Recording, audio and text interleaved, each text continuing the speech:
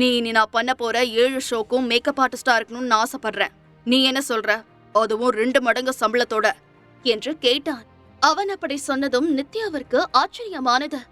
அட, இவரு கெட்டவர்னு நினைச்சா இவரு எனக்கு நல்ல ஆஃபர் தராரே என்று நினைத்தவள் ஓகே சார் என்று சொன்னாள்.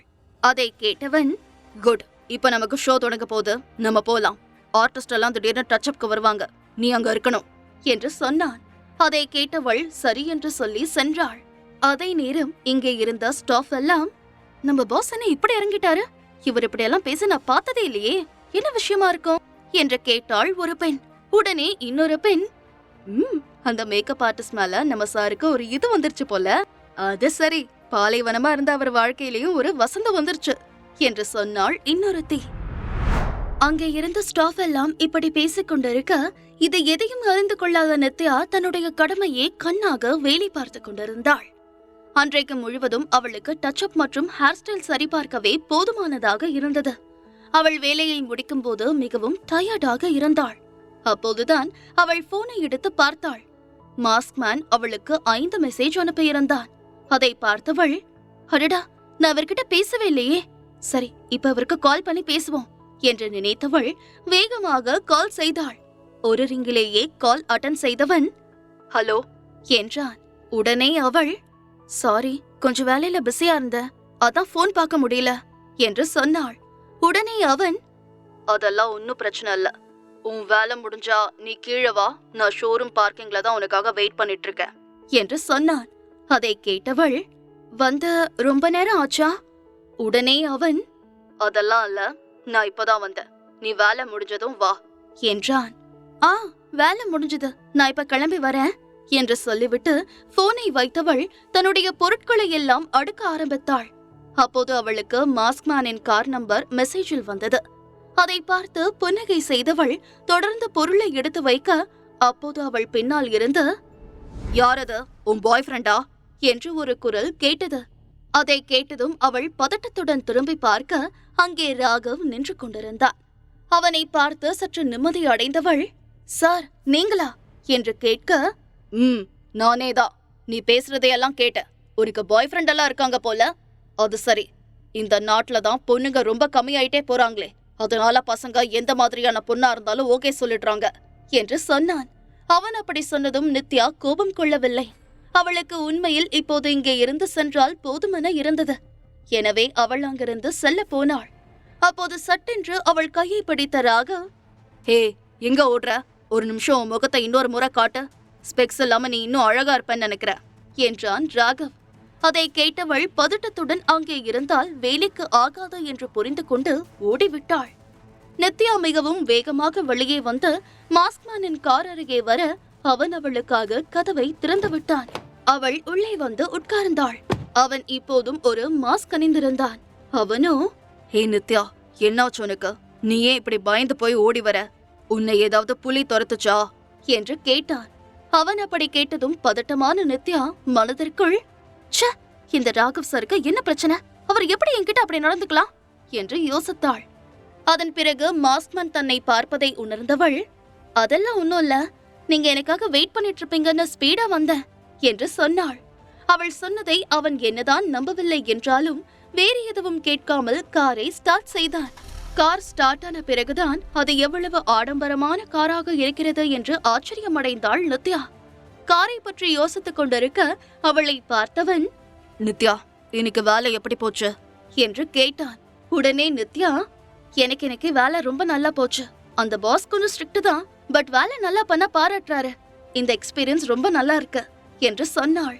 உடனே அவன் வெரி குட் நித்யா, நீ இப்படிதான் இருக்கணும், உனக்கு இந்த வேலையில எந்த பிரச்சனையும் இல்லைங்கிற வரைக்கும் எனக்கும் நீ வேலை பார்க்கறதுல எந்த கஷ்டமும் இல்ல, நீ இன்னும் தைரியமான பொண்ணா மாறணும், உனக்கு இன்னும் வயசு இருக்கு, புரிஞ்சுதா, எனக்கு சமைச்சு போடுறதும் வீட்டு வேலை செய்யறதும் வேலை இல்ல, உனக்குன்னு ஒரு கரியர் உருவாக்கி அத பெஸ்டா பண்ணு என்று சொன்னான். அதை கேட்ட நித்யாவிற்கு ஆச்சரியமாக இருந்தது. ஏனென்றால் பிரகாஷ் எப்போதும் அவளை ஒரு சம்பளம் இல்லாத வேலைக்காரியாகத்தான் நடத்துவான். ஆனால் இவன் அப்படி அல்ல, அவளுக்கான கனவை நோக்கி ஓட சொல்கிறான். நம்முடைய மதிப்பும் நாம் யாருடன் இருக்கிறோமோ அவர்களை பொறுத்துத்தான் அமையும் என்ற உண்மை நித்யாவிற்கு இப்போதுதான் புரிந்தது. எனக்கு இந்த மாதிரி இருக்க பிரச்சனை இல்ல என்று சொன்னாள் நித்யா. உடனே அவன், எந்த மாதிரி இருக்கிறதுல பிரச்சனை இல்ல என்று கேட்டான். உங்களை பாத்துக்கிறது அண்ட் என் ஒர்க் பாக்குறது அதெல்லாம் பெரிய விஷயமா இல்ல என்று சொன்னாள் நித்யா. அதெல்லாம் தேவையில்ல. நீ யாரு? வீட்டு வேலை பார்க்க வேலைக்காரங்களை பாத்துக்கலாம் என்று சொன்னான். உடனே முகத்தை சோகமாக வைத்துக் கொண்ட நித்யா, இந்த மாதிரி நீங்க எனக்கு உதவி பண்ணிட்டே போனா நான் என்ன பண்றது? எனக்கு அளவுக்கு அதிகமா நீங்க உதவி பண்ணிட்டீங்க. என்னால இந்த மாதிரி சின்ன சின்ன வேலை பண்ணி தான் என் நன்றியை காட்ட முடியும். நீங்க எனக்கு கொடுத்த பணத்தை நான் எப்படியாவது வேலை செஞ்சு திருப்பி கொடுத்துருவேன். ஆனா என்னால நீங்க பண்ண உதவிக்கு ஈடா எதுவுமே பண்ண முடியாது. உண்மையா நீங்க என்ன ஒரு நரகத்துல இருந்து காப்பாத்தி கூட்டிட்டு வந்திருக்கீங்க. இதுக்கெல்லாம் நான் என்ன நன்றி கொடுக்க போறேன்னு எனக்கு தெரியல என்று சொன்னாள். அவள் அப்படி சொன்னதும், இங்க பாரு, நீ சந்தோஷமா இரு. உனக்கு பிடிச்சத பண்ண. நம்ம 2 பேரும் சேர்ந்து ஒரு குழந்தை பெத்த வாழ்க்கை முழுக்க சந்தோஷமா வளர்க்கலாம். இதையெல்லாம் தான் நான் எதிர்பார்க்கிறேன் என்று புன்னகையுடன் சொன்னான். அவன் அப்படி சொன்னதும் அவனை பார்த்தாள் நித்யா. என்னதான் அவன் மாஸ்க் அணிந்திருந்தாலும் அவன் அழகானவன் என்பது தெளிவாக தெரிந்தது. அதை உணர்ந்தவள் எதுவும் பேசாமல் அவனையே பார்த்தாள். இவர் ரொம்ப பெரிய பணக்காரர். இவர் நினைச்சா எப்படிப்பட்ட பொண்ணவனா கல்யாணம் பண்ணிருக்க முடியும்? ஏன் டெய்லியும் புது புது பொண்ணு கூட இருக்க முடியும். ஆனா இவர் ஏன் என்ன செலக்ட் பண்ணாரு என்று யோசித்தாள். சென்ட்ரல்லாவை இளவரசன் திருமணம் செய்தான் என்பது எல்லாம் நல்ல கதைதான். ஆனால் அதுபோல இளவரசன் ஒருவன் சாதாரண பெண்ணை திருமணம் செய்வது நடக்குமா? அதுவும் ஏற்கனவே திருமணமான பெண்ணை காதலிக்க முடியுமா? ஒருவேளை சில வருடத்திற்கு முன்பு இப்படி ஒரு விஷயம் நடந்திருந்தால் அவள் இதையெல்லாம் நம்பியிருப்பாள். ஆனால் இப்போது அவளால் இந்த கதையை எல்லாம் நம்ப முடியவில்லை. ஏனென்றால் வாழ்க்கை அவளை அந்த அளவிற்கு வைத்து செய்திருந்தது. அவள் அமைதியாக இருக்க அதை கவனித்தவன், என்னாச்சு நித்யா, நீ ஏன் அமைதியா இருக்க என்று கேட்டான். உடனே நித்யா, இல்ல, நீங்க திடீர்னு என் வாழ்க்கையில வந்தீங்க. எனக்கு உங்களை பத்தி எதுவும் தெரியாது. அப்போ நீங்க திடீர்னு என் வாழ்க்கையை விட்டு போயிட்டா நான் என்ன பண்ணுவேன்? நம்ம 2 பேரையும் கனெக்ட் பண்றது ஒரு ஹோட்டல் ரூம் தான். அதை விட்டா நமக்குன்னு ஒரு தொடர்பே இல்ல. இப்படி ஒரு நிலைமையில இருக்கிறது எனக்கு கஷ்டமா இருக்கு. நான் உங்ககிட்ட இப்படி சொல்றதுனால நான் உங்க முகத்தை பார்க்க நினைக்கிறேன் அப்படின்னு நினைக்காதீங்க. நான் உங்களை முழுசா நம்பி நீங்க தான் எல்லாம்னு நினைக்கிற நேரம் என்ன நீங்க விட்டுட்டு போயிட்டா என்னால அதை தாங்கிக்கவே முடியாது.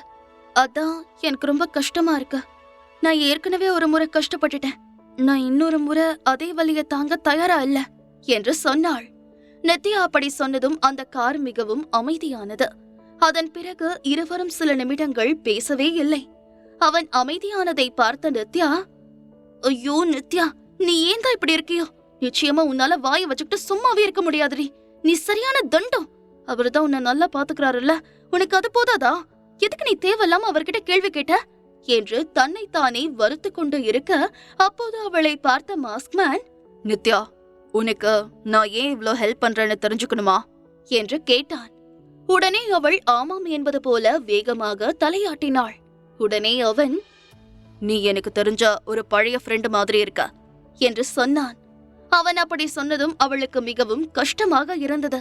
அவனை பாவமாக பார்த்து, எனக்கு ஒரு விஷயம் சொல்லுங்க, அவங்க உங்க ஃப்ரெண்ட் மட்டும் தானா இல்ல லவ்வருமா என்று கேட்டாள். ஆமா, அவளை நான் ரொம்பவே லவ் பண்ணேன். ஆனா அதெல்லாம் அப்போ என்று சொன்னான். ஏன் அதுக்கப்புறம் அந்த பொண்ணுக்கு என்ன ஆச்சு? நீங்க அவங்கள லவ் பண்ணீங்கன்னா இப்ப ஏன் அவங்க கூட இல்ல என்று கேட்டாள் நித்யா. அவளுக்கு ஒன்னும் ஆகல, வேற ஒருத்தனோட கல்யாணம் ஆயிடுச்சு என்று சொன்னான் மாஸ்க்மேன். அதை கேட்டதும் நித்யாவிற்கு மிகவும் கஷ்டமாக இருந்தது. நான் கூட இவருக்கு என்ன பிடிச்சிருக்கோன்னு நினைச்சேன். ஆனா நான் இவர் விரும்புற பொண்ணு மாதிரி இருக்கிறதுனாலதான் இவருக்கு என்ன பிடிச்சிருக்க என்று நினைத்தவளுக்கு கண்ணீர் முட்டி கொண்டு வந்தது. ஆனாலும் தன்னை கட்டுப்படுத்திக் கொண்டவள், ஏன் அவங்களுக்கு கல்யாணம் ஆச்சு? நீங்க அவங்க கிட்ட உங்க லவ் சொல்லலையா? உங்கள மாதிரி ஒரு பையனை யாருதான் வேண்டாம்னு சொல்லுவாங்க என்று கேட்டாள். உடனே அவன், அதுவும் உண்மைதான். எனக்கு அப்ப கொஞ்சம் தைரியம் இருந்திருந்தா கூட இந்நேரம் நாங்க 2 பேரும் இப்படி ஒரு சூழ்நிலையில இருந்திருக்க மாட்டோம் என்று சொன்னான். அதை கேட்டவள், உண்மைய சொல்லுங்க, நீங்க இப்பவும் அந்த பொண்ணை லவ் பண்றீங்க தானே என்று கேட்டாள். அவள் அப்படி கேட்டதும் லேசாக சிரித்தவன், ஆமா, நான் என்னதான் அப்பா லவ் பண்ணேன்னு பேச்சுக்கு முடிஞ்சு போன மாதிரி சொன்னாலும் அவளை நான் இப்ப வரைக்கும் என் மனசுல வச்சிருக்கேங்கிறது தான் உண்மை என்று சொன்னான். அவன் அப்படி சொன்னதும் நித்யாவிற்கு மிகவும் கஷ்டமாக இருந்தது.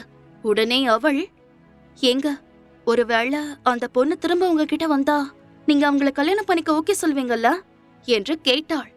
நித்யா அப்படி கேட்டதும் அவளை பார்த்தவன், இங்க பாரு நித்யா, இப்ப எதுக்கு நீ தேவையில்லாததா யோசிச்சுட்டு இருக்க? அதையெல்லாம் யோசிக்காத. இப்ப நைட்டு என்ன சாப்பிடலான்னு சொல்ல.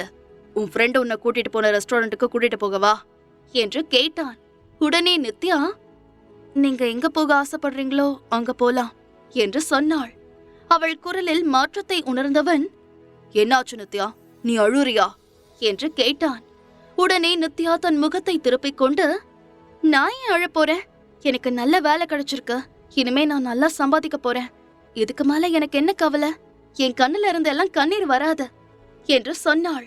அதன் பிறகு இருவரும் பேசிக்கொள்ளவில்லை. அந்த நாள் அப்படியே முடிய அடுத்த நாள் காலையில் ஜெனியிடம் பேச வேண்டும் என்று முடிவு செய்தவள் அவளை போன் செய்து அழைத்தாள். ஜெனியும் அவள் அழைத்ததும் அந்த ஹோட்டல் அருகே இருக்கும் ரெஸ்டாரண்ட்டுக்கு வந்தாள். நித்யா நடந்ததையெல்லாம் சொல்ல கடுப்பான ஜெனி, ஹே, நான் கூட அந்த மாஸ்க் மேன நல்லவர் நினைச்சேன். ஆனா அவர் இப்படி ஒரு ஆளா இருப்பாருன்னு எதிர்பார்க்கல. அது எப்படி அவரோட லவர் மாதிரி இருக்கன்னு உன்னை கூட வச்சுக்கிட்டு இருக்காரு? இது உன்னை கஷ்டப்படுத்தும்னு அவருக்கு தெரியாதா என்று கேட்டாள். உடனே நித்யா, ஹே, இங்க பாரு, அவர் ஒன்னும் கெட்டவரெல்லாம் இல்ல. யாரு மாதிரி இருக்கேன்னு என்ன கூட வச்சிருந்தாலும் அவர் என்ன நல்லா தானே பாத்துக்கிறாரு என்று கேட்டாள். உடனே ஜெனி, ஏன் நித்யா நீ மட்டும் இவ்ளோ பெரிய லூசா இருக்க? இங்க பாரு, அவர் ஒன்னும் உனக்கு என்ன நல்லது பண்ணாலும் அவர் உன்கிட்ட உண்மையா இல்ல. நாளைக்கே அவர் உன்னை வேண்டாம்னு தூக்கி போட்டா உன்னால அவரை கண்டுபிடிக்க கூட முடியாது. உனக்கு புரியுதா? உன் வாழ்க்கையில நடக்கிற எல்லாம் அவருக்கு தெரியுது. ஆனா அவர் வாழ்க்கையில என்ன நடக்குது, அவர் யாருன்னு கூட உனக்கு தெரியாது. இது சரியா இல்ல என்று சொன்னாள் ஜெனி. அதை கேட்டவள், இங்க பாரு ஜெனி, நம்ம ரொம்ப யோசிச்சுட்டு இருக்கோம். அவர் எனக்கு என்ன இருந்தாலும் நிறைய ஹெல்ப் பண்ணிருக்காரு. அதோட இப்போ எனக்கும் நல்ல வேலை இருக்கு. நாளைக்கே அவர் என்னை விட்டுட்டு போறேன்னு சொன்னாலும் நான் பெருசா எந்த விதத்திலையும் நோ சொல்ல மாட்டேன் என்று சொன்னாள். நீ தெளிவா இருந்தா ஓகே தான் என்று சொன்னாள். அதன் பிறகு இருவரும் சாப்பிட அப்போதுதான் ஜெனிக்கு ஒரு விஷயம் தோன்றியது. ஹே நித்யா, அந்த மாஸ்க்மேன் அவரோட கார் நம்பர் கொடுத்தாருன்னு சொன்னல, நம்ம அதை வச்சு அவர் யாருன்னு கண்டுபிடிக்கலாம் என்று சொன்னாள். அதை கேட்டதும் நித்யாவின் முகம் அதிர்ச்சியை வெளிப்படுத்தியது. அதை பார்த்த ஜெனி, ஹே, நீ எதுக்கு ஷாக் ஆகுற? வா போய் செக் பண்ணலாம் என்று சொன்னாள். அதை கேட்ட நித்யா, அது எப்படி நம்பர் பிளேட் வச்சு நம்ம அவரை தெரிஞ்சுக்கிறது என்று கேட்டாள். அதெல்லாம் காசு கொடுத்தா எல்லாம் தெரியும் என்று சொன்னவள் அவளை இழுத்துக்கொண்டு ஒரு இடத்திற்கு சென்றாள். அதை கொடுத்த கொஞ்ச நேரத்திலேயே அவளுக்கு மெசேஜ் வந்தது. அதை பார்த்தவள், நித்யா, மாஸ்க்மேன் யாருன்னு தெரிஞ்சிருச்சு என்று சொன்னாள். முழு கதையையும் கேட்டு மகிழ பாக்கெட் FM ஆப்பை டவுன்லோட் செய்யுங்கள். லிங்க் டிஸ்கிரிப்ஷனில் கொடுக்கப்பட்டுள்ளது.